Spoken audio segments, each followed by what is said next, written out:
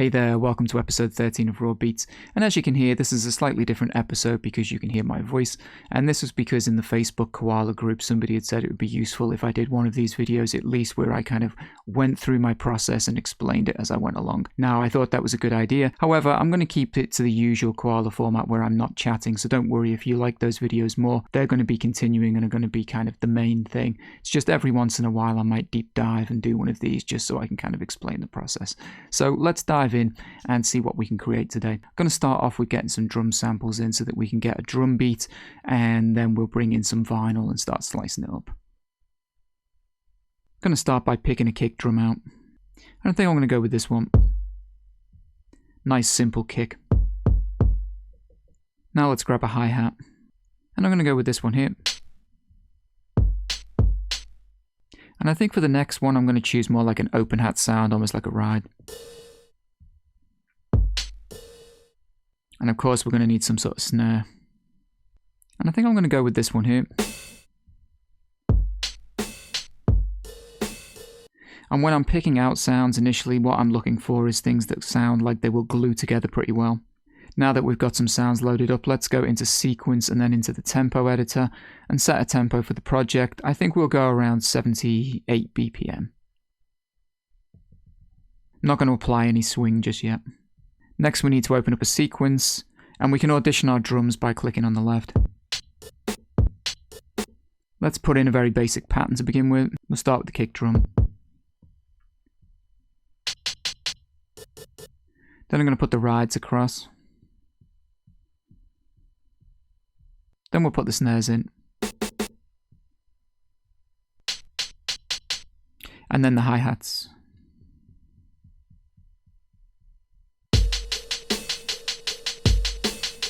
Sounds pretty shocking at first, but that's the fun part, is getting this to kind of sit together and kind of play well. So the first thing I'm going to do is I'm going to look at some of the timing. I like things off the grid, so we'll start with our snare drums here and we'll grab those and we'll change it into free mode where the snapping is, and I'm just going to bring those ahead of the grid a little bit. And then with these sort of open hats here, let's drag those a little bit behind the grid. Next up, I want to shift the hi-hats around a little bit. So what I'll do is get rid of one note just so that I can grab all of these in here, and then we can pull them along and take them slightly off the grid.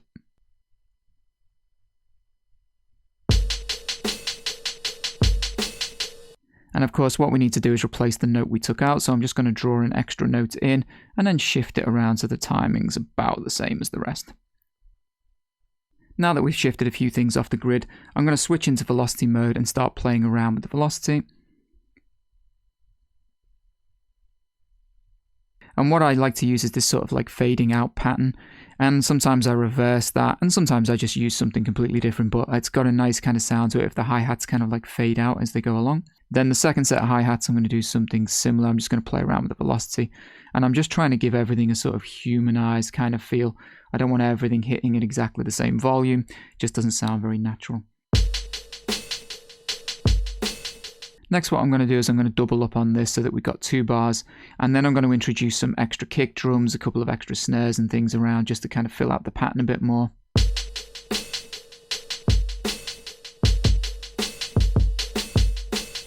So now the pattern's got a little bit more life and a bit more rhythm. Need to do the same with the velocity, and I'm just going to change some of the kick drum levels a little bit. Again, more kind of humanized where it's not all at the same level. And the same with like the extra snares, and I might just put a slight variation in some of the overall snare levels. Now I'm going to double this up again because I like to work in 4-bar loops. Next, I want to look at the overall volume of the drums because it sounds pretty terrible. Now, the way that I do that inside of Koala, because there's no visual like audio mixer, is to go into resample from app. And then what I can do is simply choose one of these pads here, set it to record, and then when we play the drums through, I get a visual representation just by looking at the waveform of how loud things are. And now that we've recorded them to a pad, I can just go into the edit window and take a good look at the waveform itself. Now, of course, by ear, I can hear that the hi-hats are too loud, but I can also see it visually here, that for me personally, where I kind of want things to sit, these would definitely be too loud. I can see that my kick drum's got kind of the most volume here, the snare's a little bit quieter, so I can just play around and balance things. And the process is simply to just come in, adjust the volume levels of each drum, and just keep re-recording until I feel like it's in the right space. Now at this point is also a good time to kind of check for the overall feel of things, and like I said before, your sample choice and how you put things together is particularly important. And what I find is that I like the kick drum, I like this sort of open hat ride here, and the snare all kind of works together, but this hi-hat here just doesn't feel like the right one, so I'm just simply going to get rid of it, and I'm going to bring in another one. And I'm going to go with this one here. Now, because we haven't deleted any notes, all of our notes originally from the hi-hats are still there, so when we bring in the new sample, as long as it's on the correct pad, which it is, it's just going to play as normal, and we've basically just switched it out.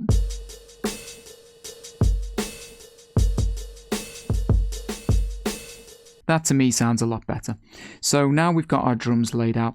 At this point, you have the options, of course, to resample this down, which is what I'm going to do.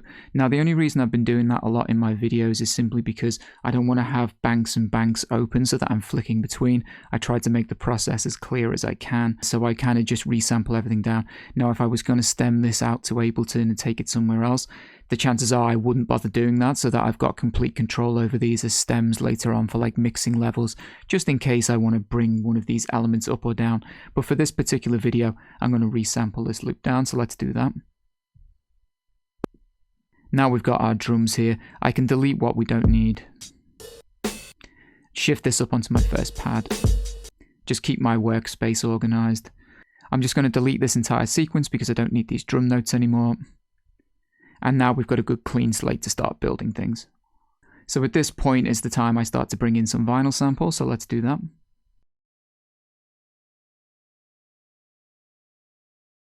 So my audio is coming from my turntable through my USB-C hub, and basically I'm going to turn on this headphone icon and just make sure this is set to mic because you don't want it to resample from app or import file. And with this headphone symbol turned on, we'll be able to hear our incoming audio signal. I'm going to set one of the pads to record, and I'm going to use this bottom right.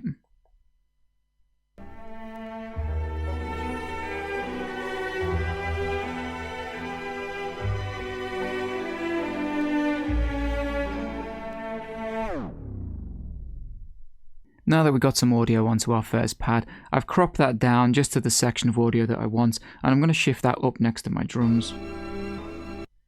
And the reason for that is that once we split this here, it's going to start laying out across the pads, and of course I'm going to chop this sample up so that we can play around with it. So one of the first things I'm going to do before we start to slice this is I'm going to play around with the pitch a little bit. And the reason I want to pitch it before is because if you decide that you want it all pitched down and you try and do it after you've split it, you're going to have to, of course, come in and manually change all the pitches of your slices, which can just be time consuming and a pain.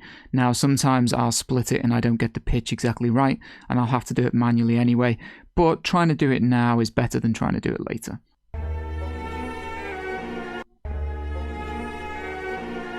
Let's now go into Tools and then go into Auto Chop. Now I'm going to slice things manually inside of here because that's just the way I prefer to do it.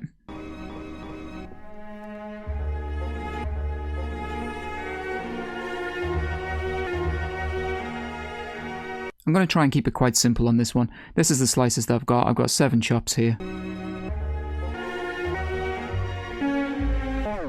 And then you can hear the turntable stopping at the end there. Now the choke group is already set to 1.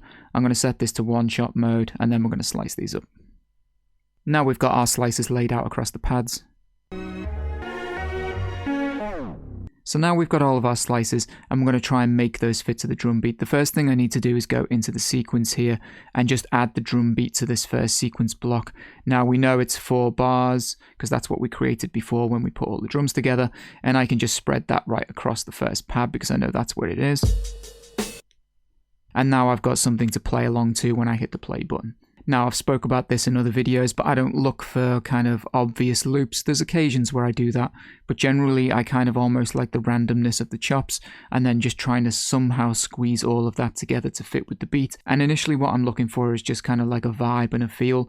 Doesn't have to be the most perfect chops because we can use our start and end points. We can use shifting around on the grid to get the loop kind of how we want it. I just need something as like the initial building blocks to get going.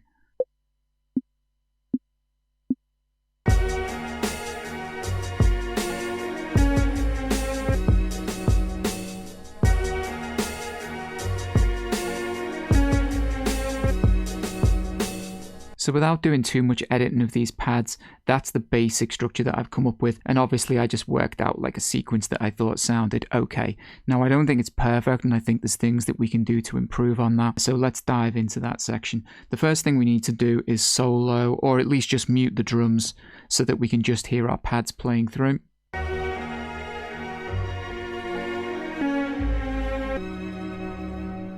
And it sounds okay, but there were a few issues. One, I think the timing's a little off in places. Now, there are creative choices that I make sometimes where the sort of choppiness is very deliberate, because I think that kind of hip-hop chopped sampled sound is kind of like a style of its own. But in this case, because we got these sort of strings and things playing along, I think I could just play around with the timing a little bit better. So the way that I'm going to do that is I'm going to start playing around with some of the start and end points inside of here. Now, if we take a listen...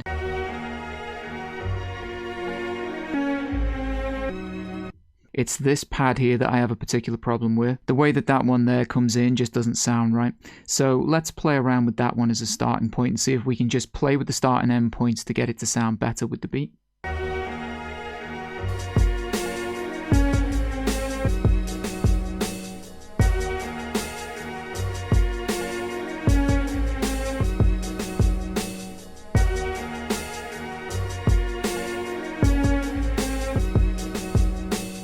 And that instantly sounds better because we just stretched that sample out a little bit longer. It felt like when it came to this slice and it kind of kicking in, it was too abrupt and the timing of it just felt off. Now, again, we're not looking at any particular tempo for these slices or anything like that. It's all just by ear and by feel.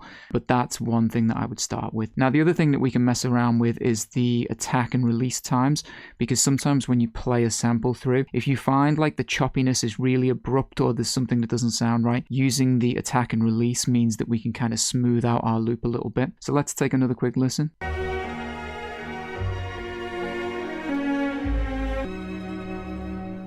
So to be fair, this particular loop doesn't sound too bad. There's not many like sort of jarring points. There's not too many like little clicks and pops, but I'll show you how to kind of adjust some of those anyway, just because I'm deep diving on this video, so why not? So if we take this sample, what we can do, if we're happy where the chop is, I would crop it down. And I like kind of, now that we've stretched it out, I think that it works pretty well. But we can use our attack and release just to kind of soften off the end points. Now, it's kind of more important where the sample begins, because usually when this plays through, it might not make it to the end of the sample. So the kind of release I'm not too concerned about, but the attack time we can play with. And just listen to the sound difference as we increase some of that attack. It might be quite subtle, or I can kind of deliberately kind of stretch it, but it just starts to give us nice little like fade-ins to our slices rather than like harsh, abrupt sort of chops.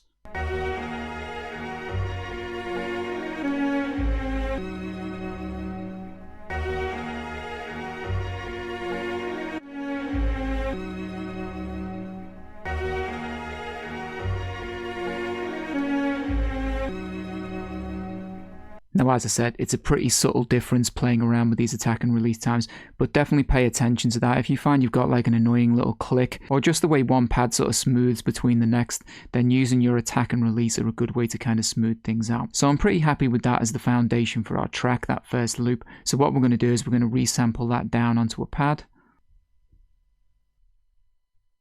And now that we've resampled that pad down to one loop, let's get rid of everything else we don't want.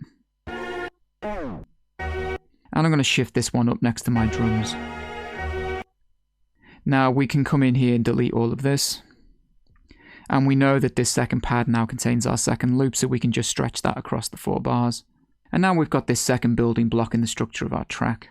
So the next bit I want to put in is just a little bit of kind of vinyl, static and crackle, just because this record doesn't really have a lot of it. It's a pretty clean record, and I kind of like that gritty sort of sound. Not too heavy, but let's dig into the samples and see if we can find one. Now, I'm pretty sure inside of this Eric Jackson pack here, there's this smoker's ashtray, and it's got a bunch of vinyl static. Let's load this one. Now let's add this static noise into this sequence.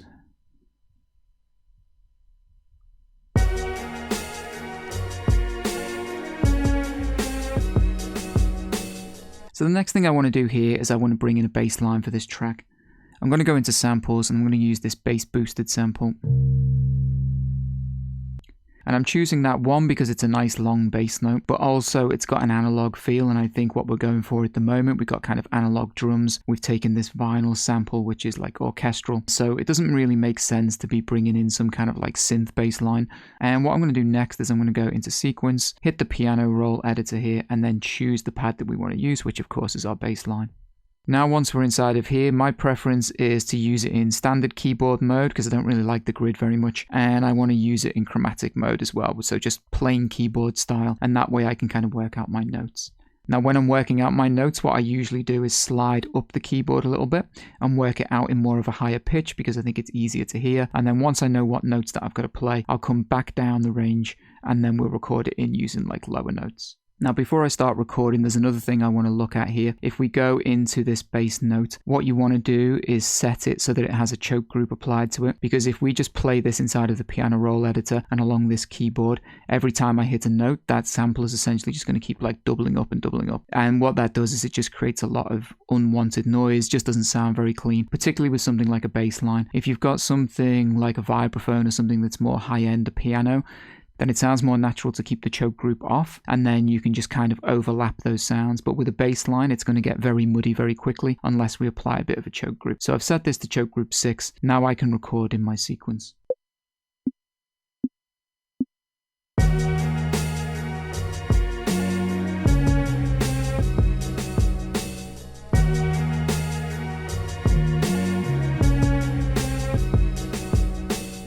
Now that we've recorded those notes, what I want to do is take a little listen to the notes on their own. So we're going to go back into sample, hit solo here, then hit the bass note, of course, because that's the one we want to listen to.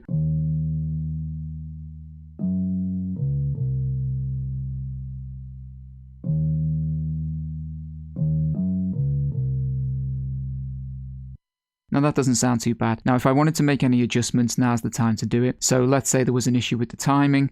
This is still set to quantize, and sometimes that's not going to feel quite right. So I can still come in and move some of these notes around. If there was some kind of issue with the note itself, then I've still got the opportunity to play around with it at this point. If I like how it sounds, then I can go ahead and resample that down. You don't have to, of course, but again, for the purposes of this video, to keep things nice and tidy, I'm going to do just that. So now we've resampled this, we've now got a bass line loop, and we can put that into the appropriate place. We can delete this and shift this up here and get rid of this. I'll need to go back into the sequencer and delete all of the notes that we used. And now when we come back out of the piano roll inside of here, I can just shift this note up onto this 4th pad and know that all of my pads are going to play. So now that we've got a bass line created, if we wanted to thicken this up or apply some EQ, inside of Koala there are a couple of ways that we could do that. So let's say I thought it needed a little bit more oomph in the low end. What I'd do is I'd duplicate this pad over, create another version of course, and then using the tone slider on this particular pad, I'd take out as much of the high end information as I needed. Now we could bounce that audio down in place and we could layer it inside of our sequencer here, so I could just add it as this next track. That way what I can do is I can play around with my volume control here and adjust how much of that extra low end I want to add to this bass line, and that's probably the way that I would go for this particular project. But the other way you can do it if you wanted to is you could drag this pad over on top of the other one and simply mix it once you've got your volumes right. That way is a lot more permanent and it doesn't give you the option to undo that, so it's not really my go-to, but I just want to cover some of the options that you've got available to you. So I'm going to click cancel because I'm going to keep this as a separate just like underlayer of bass. So now we've got our drums, we've got our main loop, we've got this static noise loop, and we've got a couple of bass line layers there that we can play around with. Let's bring in, say, one more element.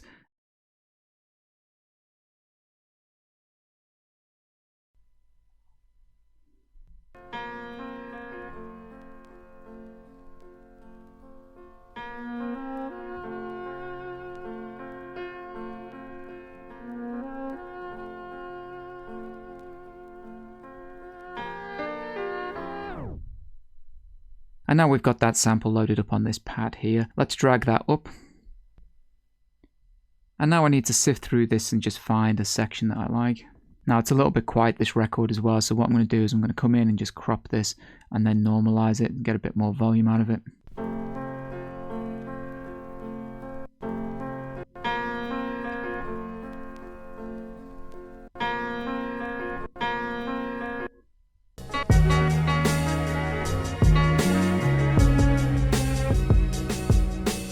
So for this sample, it needed to be pitched up by 3 semitones to get it somewhere in the right ballpark for playing along. And I only really want a small piece of this vinyl, I don't want too much of it.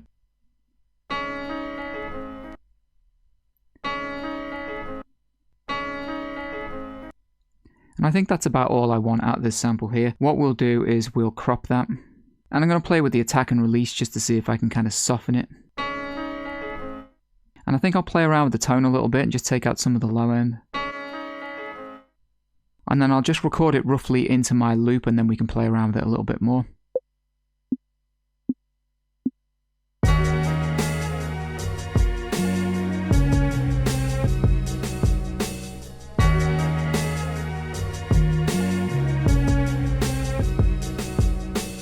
So now we can solo this and just play it on its own. And why don't we add some performance effects?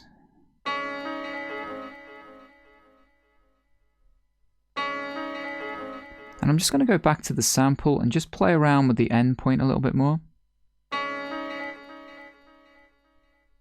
And by chopping off this last little note there, I think it sounds a little bit better overall. I don't think it needs that extra note, so that seems fine. The one thing we need now is just kind of one little kind of counter melody to this. I think when this kicks in, there should be a little bit of space and then something else should happen. So I'm just going to look for something else to fit in there. And I found this nice little guitar noise here.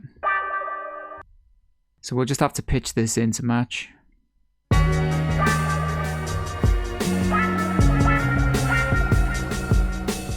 And again with this one, it just wants it to be +3 semitones, and that seems to fit in nice enough. So now I'm just going to play it into the sequencer and get that recorded in.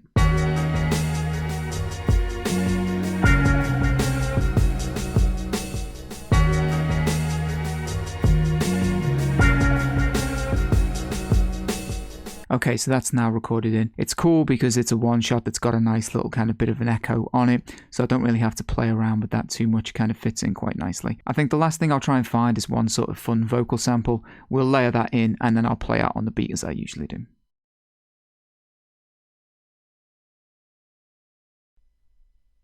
For instance, you go to work, you come home at night, and you never really think about it. It's mechanical, it's routine. Okay, so what we got here is a little vocal sample from a record called Bob Newhart, the Driving Instructor. It's a bit of a comedy record, but I just like finding these small little chunks of like interesting audio that we can play around with. So let's see what we can do with this. Gonna drag it up. And now let's see if we can find something that we want. Never really think about it. It's mechanical, it's routine. Just gonna crop this down and normalize it to get a little bit more volume out of there. And then I'm just gonna layer that over into the sequence.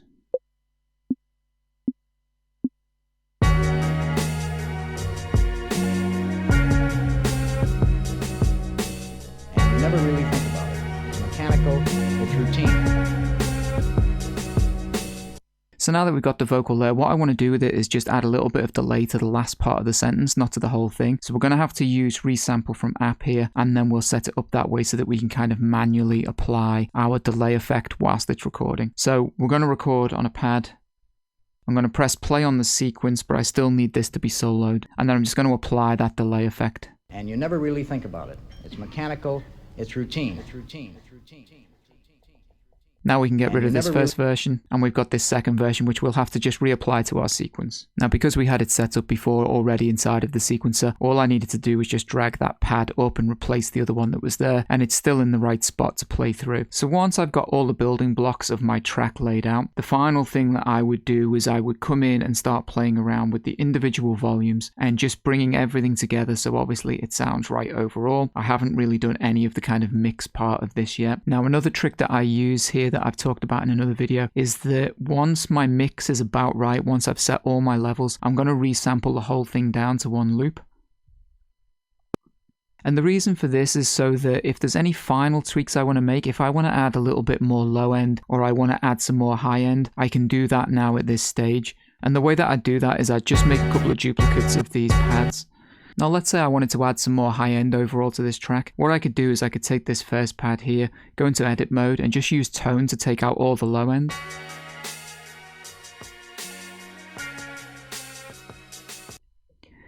Then I can either layer that inside of my sequencer and then just use my volume slider to apply as much of that extra high end as I want. Or again, you could drag it over onto the pad if you were certain that you had it at the right level. You could just mix the pads together and combine to one audio file. And it's the same story for the low end. We want to add more low end to this mix. Of course, we can do that by coming in and taking the low end here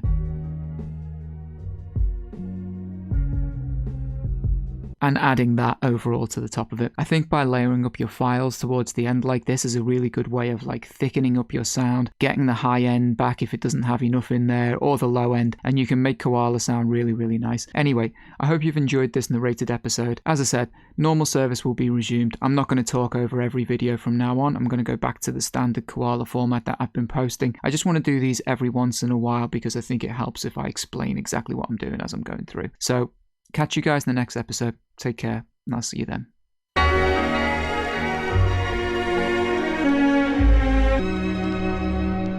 And you never really think about it. It's mechanical, it's routine.